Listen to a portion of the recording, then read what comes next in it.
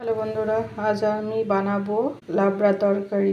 দেখো এখানে সবজিগুলো সব কেটে রেখেছি। আছে ফুলকপি, সিম, গাজর, পেঁপে, মিষ্টি কুমড়ো, বেগুন, ধনেপাতা কুচি, মটরশুঁটি রেখেছি, লঙ্কা কেটে।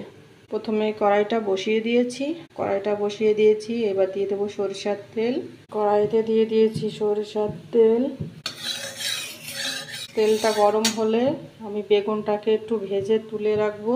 বেগুনটা ছেড়ে দিয়েছি। এবার এটাকে আমি লাল লাল করে ভেজে তুলে নেব। বেগুনটা আমার ভাজা হয়ে গেছে।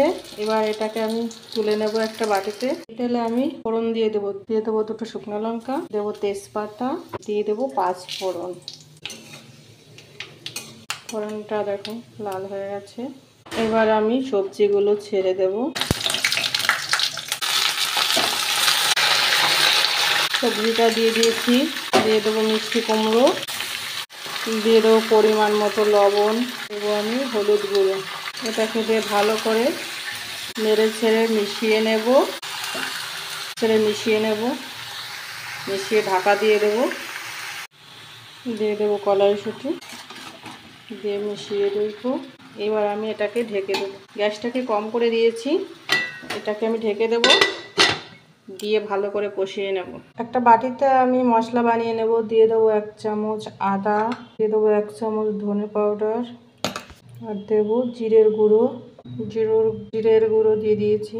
দিয়ে দেবো স্বাদ মতো চিনি, দেবো আমি অল্প করে লবণ, যেহেতু আগের থেকে লবণ দিয়ে দিয়েছি, একটু বেশি লবণ দিতে লাগবে না। এটাকে আমি একটু গরম জল দিয়ে ভিজিয়ে রাখবো। এবার আমি দিয়ে দেবো এর মধ্যে কাঁচা লঙ্কা দিয়ে দিয়েছি, দিয়ে ভালো করে কষিয়ে নেব। এখানে আমি মশলাটা বানিয়ে রেখেছিলাম, সেই মশলাটাকে দিয়ে দিয়েছি। দিয়ে এবার আমি এটাকে কষিয়ে নেব ভালো করে। বাটিটা ধুয়ে একটু জল দিয়ে দেবো, মশলার বাটিটাকে ধুয়ে। এবার আমি ভালো করে নেড়ে ছেড়ে মশলাটা মিশিয়ে দেবো। কিছুক্ষণ কষিয়ে নেব। মশলাটা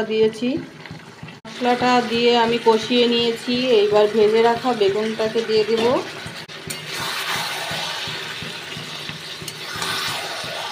1 চামচ ঘি নামানোর আগে ঘিটাকে দিয়ে দিয়েছি। ভালো করে মিশিয়ে নেব। সব শেষে দেবো আমি ধনেপাতাটা দিয়ে দিয়েছি। এটা নেড়ে ছেড়ে মিশিয়ে নেব। ধনেপাতাটা দিয়ে মিশিয়ে নিয়েছি। এবার আমি নামিয়ে নেব। নামানোর আগে সব শেষে দেব আমি গরম মশলা গুঁড়ো, ভেজে রাখা গরম মশলার গুঁড়ো। এটাকে দিয়ে ভালো করে মিশিয়ে নেব। রেডি হয়ে গেছে। এবার নামিয়ে নেব। হয়ে গেছে আমার পাঁচমিশালো সবজি। তোমাদের যদি ভালো লাগে কমেন্ট করে জানিও।